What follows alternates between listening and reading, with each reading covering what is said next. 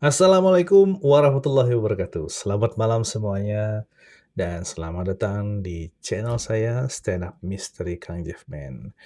Bagaimana kabarnya teman-teman semuanya? Semoga senantiasa sehat-sehat selalu. Nah, seperti biasa, malam hari ini kita akan cerita horor-horor lagi.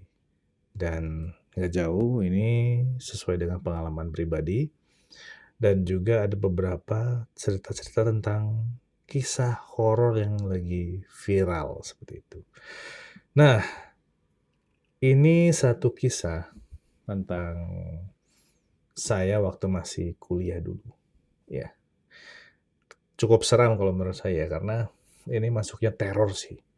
Jadi saya dulu ngekos atau tinggal di sekitaran wilayah Tubagus Ismail.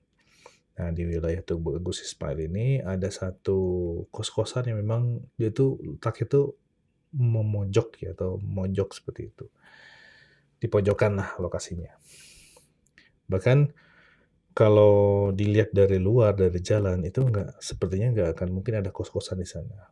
Nah, entah gimana ketika sedang mencari kos-kosan, akhirnya saya dapatlah kosan itu dan saya lihat karena tempatnya agak terpencil ke dalam, kemudian ada beberapa lahan kosong juga, akhirnya saya pilih itu jadi kos-kosan favorit saya saat itu.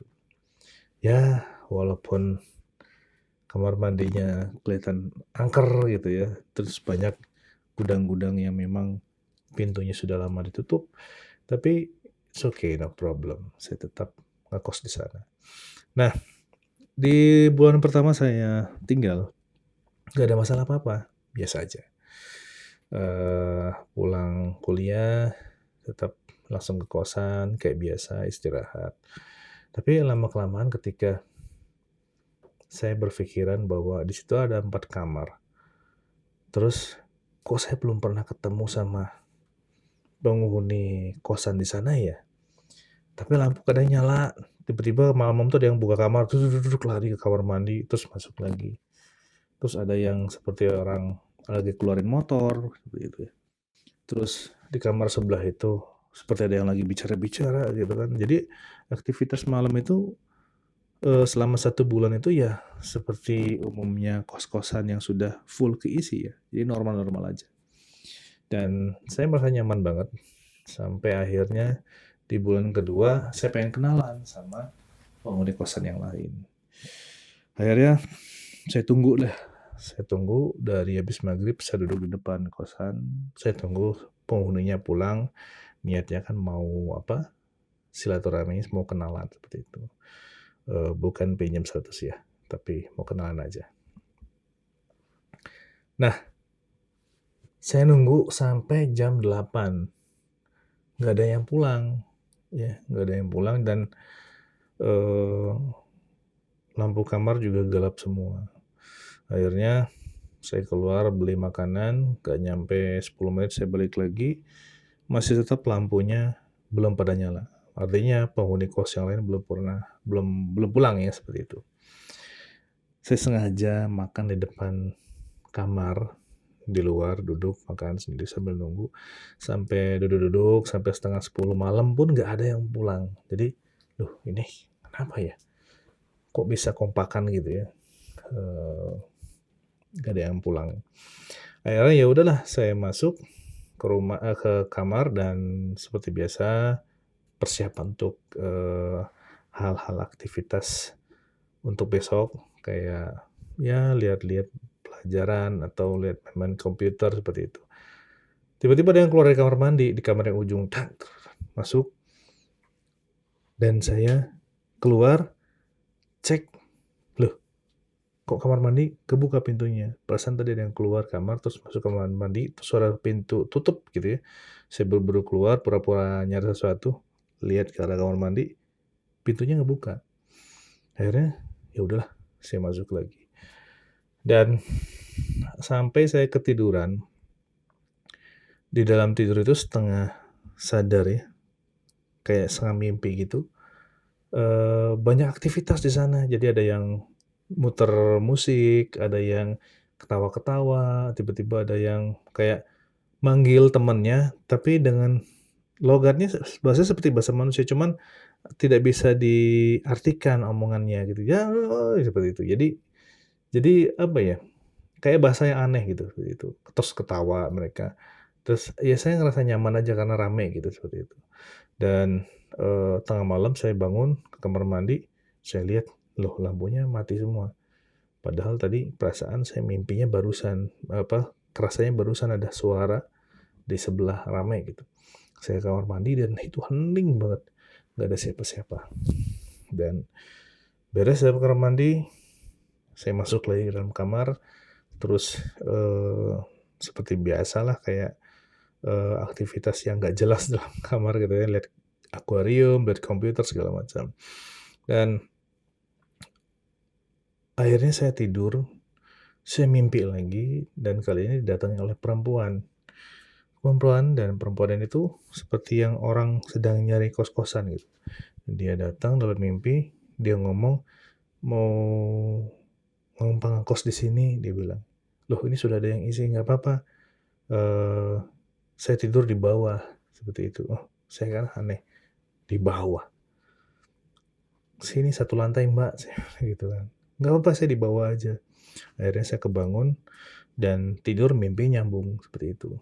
Nah, itu di bulan kedua. Nah, pas bulan ketiga, sengaja itu saya begadang malam-malam, pintu dibuka, saya senderan di samping pintu sambil main gitar. Saya dengar suara harimau, tapi itu bentuknya itu suaranya seperti orang yang sedang memainkan atau sedang coba main pakai suara harimau gitu. Haum, haum, seperti itu. Itu suaranya dekat banget. Kayaknya ya kayak 3 meter dari saya lah. Akhirnya saya cari sumber suara itu sampai ke kamar mandi yang di pojokan jarang dipakai orang katanya. Saya ke sana pun nggak ada siapa-siapa dan penasaran gitu ya. Akhirnya saya masuk ke area gudang, dan itu pun nggak ada siapa-siapa, kosong aja. Akhirnya saya balik lagi ke kamar, duduk lagi di tempat yang tadi, kembali saya dengar suara itu, suara orang eh, ma suara harimau gitu ya. Akhirnya saya sadar ini kayaknya bukan manusia, ya, bukan manusia.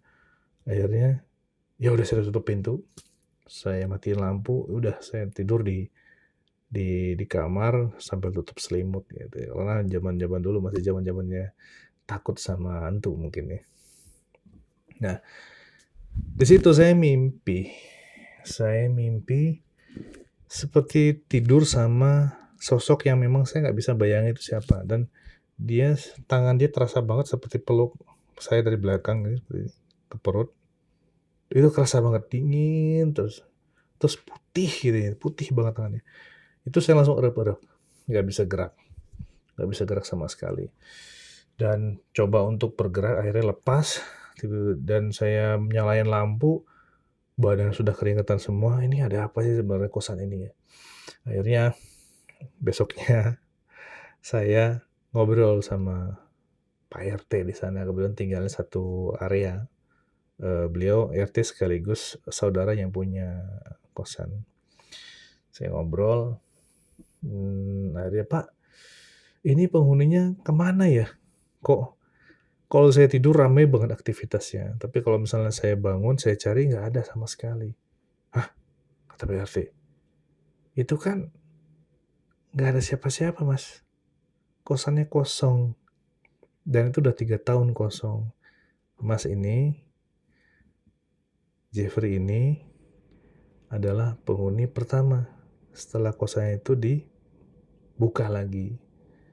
Kalau dulu iya, semenjak ada yang meninggal, jadi akhirnya ditutup semua kosan itu, ada 4 kamar itu dan ketika mulai disewakan lagi, nah ada Jeffrey ini adalah orang pertama yang kos di sini." Saya langsung lemas, lemas sambil lihat kiri, kanan, dengan gaya yang gelagapan. Akhirnya saya ceritain, "Pak, saya ngelihat ada orang lari ke kamar mandi, keluar dari kamar mandi, terus masuk lagi, ada yang seperti sedang parkirin motor segala macam." "Oh, nggak mungkin," dia bilang gitu, "karena memang sudah lama kosong tempat itu." Cuman ya gini gini deh Jeffrey ya, namanya juga tempat yang dekat kuburan dibilang itu. Jadi, ya mungkin ada interaksi atau perkenalan lah dibilang itu. Nanti lama-lama juga terbiasa.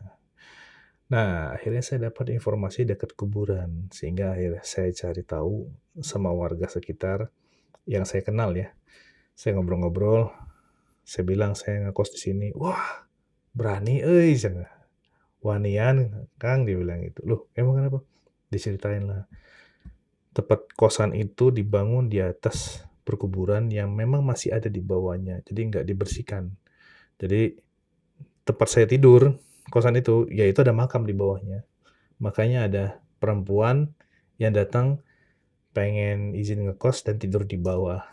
Ternyata tepat di tempat saya tidur itu adalah makam, seorang perempuan yang dulunya mati bunuh diri, ya, meninggal bunuh diri, warga lokal sana, dimakamin tepat di situ, areanya. Dan, mmm, entah gimana itu diratakan, terus dibikin bangunan, dibikin kos-kosan. Sangat-sangat khawatir dengan kondisi itu akhirnya, eee, saya bikin pertimbangan ini kalau lanjut, saya bakal diganggu terus.